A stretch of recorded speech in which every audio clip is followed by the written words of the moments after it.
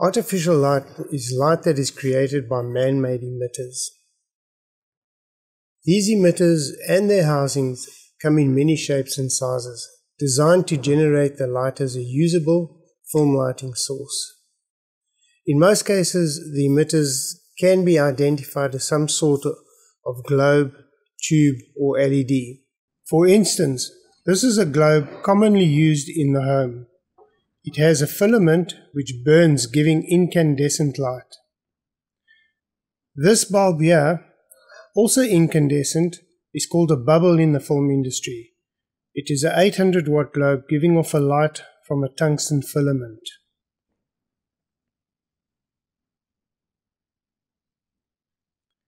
These are fluorescent tubes that fit into a luminaire. These are widely used in the film and television industry.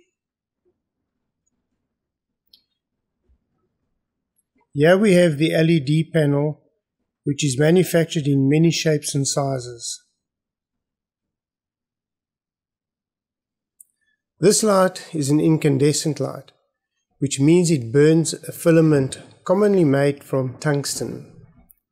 The redhead is just a professional version of the lamp, but much more robust and higher powered. This bulb averages between 40 and 120 watts, whereas the lamp, the redhead, delivers 800 watts, which is considerably higher.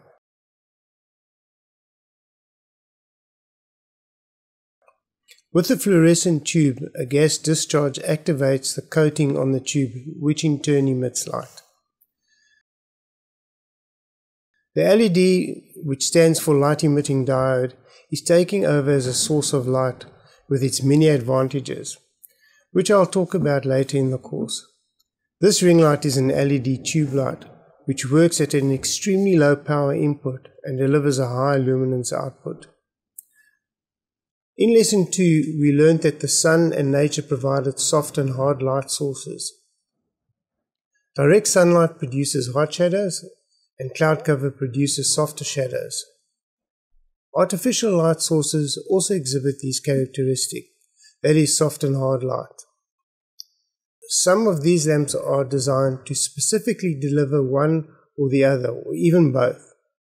Some filmmakers prefer the pure color quality delivered by tungsten, claiming that the LED has an electronic feel as opposed to the organic feel from the redhead and other tungsten light emitters. This redhead delivers a hard light which throws a sharp shadow. The flaps on this light are called barn doors, which are adjustable. Shadows can be controlled by moving the barn doors into the path of the light. It is easier to control hard light shadows.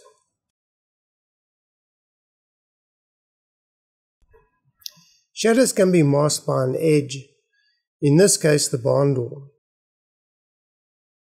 You can use any flat edge to achieve masking. The film term for this edge that blocks light is a flag, so the barn door is acting as a flag.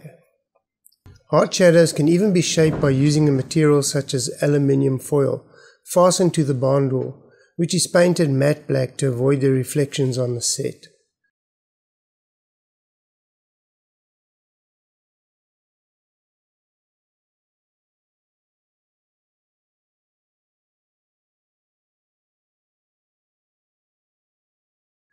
Distance between object and background and light source yield interesting shadow results.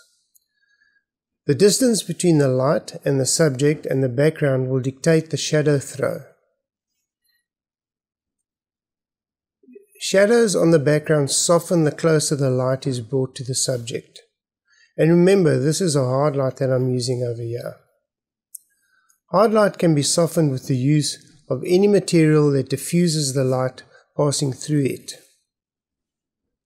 There are professional products on the market. Samples in this swatch from Lee Filters show the many choices of filters and diffusers available.